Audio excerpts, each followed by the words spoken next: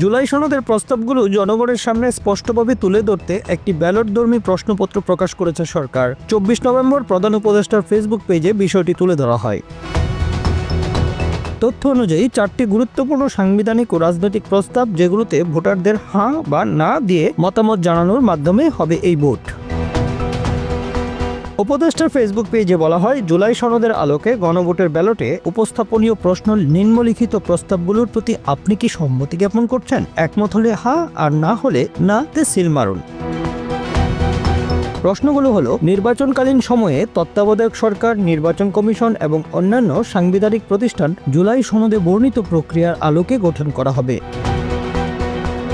আগামী সংসদ হবে 2 কক্ষ বিশিষ্ট। জাতীয় সংসদ নির্বাচনে দলগুলোর প্রাপ্ত ভোটের অনুপাতে 100 জন সদস্য বিশিষ্ট একটি উচ্চ কক্ষ গঠিত হবে এবং সংবিধান সংশোধন করতে হলে উচ্চ কক্ষের সংখ্যাগরিষ্ঠ সদস্যদের অনুমোদন প্রয়োজন হবে।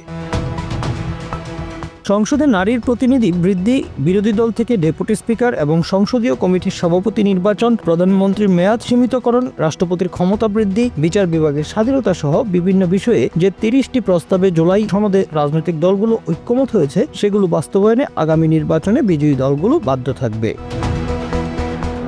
জুলাই সনদে বর্ণিত অন্যান্য সংস্কার রাজনৈতিক দলগুলো প্রতিশ্রুতি অনুযায়ী বাস্তবায়ন করা হবে।